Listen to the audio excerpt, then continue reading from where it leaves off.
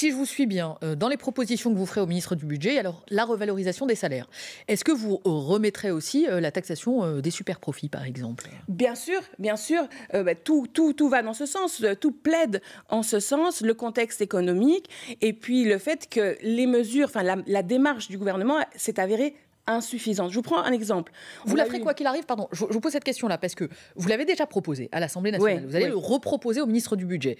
Il y a en parallèle une pétition que vous avez lancée et un référendum d'initiative partagée que propose aussi le Parti socialiste. Mais vous voyez qu'on y tient. Donc vous ferez tout pour qu'elle existe, c'est ce que vous êtes en train de dire. Mais bien sûr, je donne un argument, mais je pense qu'il n'en faut même plus. Je pense que les Français sont entièrement acquis à cette idée. D'ailleurs, un sondage d'Harris Interactive dit bien que 7 Français sur 10 sont pour une taxe sur les super-profits, ce qui prouve bien que si on était dans un système qui ne soit pas la monarchie présidentielle et qui soit vraiment plus démocratique, il y aurait déjà une taxe sur les super-profits. Donc nous continuons de porter cette idée et je vous prends un exemple. Nous avons eu les chiffres des bénéfices de la CMA-CGM, vous savez, cette grande entreprise de transport maritime, qui a réalisé sur les 6 premiers mois donc de 2022, presque 15 milliards de bénéfices. Je ne parle pas du chiffre d'affaires, je parle du bénéfice. Et alors, comment sont taxés ces bénéfices?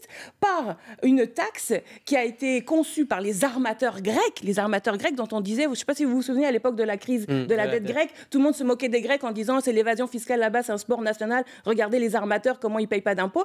Figurez-vous que les armateurs grecs ont quand même convaincu l'Union européenne d'appliquer le système grec à tous les armateurs de l'Union européenne. Résultat, la CMA-CGM ne paye au plan mondial que 2% d'impôts sur les profits absolument faramineux qu'ils réalisent. L'exécutif vous répond, mais CMA-CGM fait un effort pour baisser les transports, et ce sera la philosophie. Si les entreprises font des efforts, il n'y aura pas de taxation. Voilà, et donc c'est formidable parce que quand demain matin j'irai sur le site web de la CMA pour commander un conteneur de 40 pieds pour acheter mes biens en Asie, ça me fera une belle jambe d'avoir une réduction de 750 € sur mon conteneur. Vous voyez bien. C'est-à-dire que ça ne suffit pas, le compte n'y est pas. Enfin, là c'est l'exemple absolu. C'est-à-dire vous voyez bien que la méthode gouvernementale ne marche pas vu que vous et moi nous ne consommons pas au quotidien des conteneurs de la CMA-CGM. Vous voyez, donc ça ne suffit pas. Pareil, ils disent on invite les entreprises à augmenter les salaires.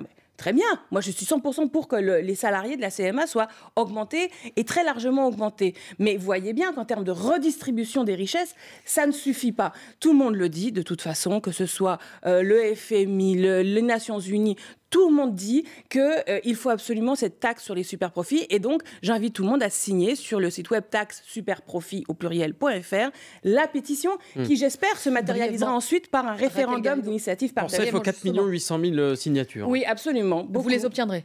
Écoutez, c'est le pari de la démocratie. Si vous ne les obtenez pas, il y aurait tout de même mathématiquement un problème. La gauche a rassemblé plus de 11 millions de voix au premier tour, dont un peu plus de 7,5 pour Jean-Luc Mélenchon. Oui. Donc 4,8 millions de voix, vous devriez les avoir d'un claquement de doigts, j'ai envie de dire. Écoutez, merci pour le claquement de doigts. Vous viendrez nous aider à faire les campagnes sur le terrain pour solliciter les signatures. Mais par exemple, si je m'en réfère à l'expérience qu'on a eue sur le référendum d'initiative partagée d'Aéroports de Paris. Contre la privatisation d'ADP, 1 million seulement de signatures. Voilà, et qui a quand même abouti à une victoire. Je rappelle que ce million a suffi finalement à faire changer d'avis le gouvernement, ce que je note, c'est important, parce que c'est un rapport de force que tout ceci face à un exécutif qui, je le rappelle, est minoritaire dans la société française sur ce sujet et qui se retranche. En tout cas, c'est difficile d'obtenir. Et à l'époque, le gouvernement avait mis en place un site web qui était inutilisable. Je ne sais pas si vous vous souvenez. On pouvait pas entrer son nom. Enfin, ils ont tout fait pour freiner la chose car ils ont peur de l'intervention citoyenne alors qu'ils devraient au contraire la promouvoir.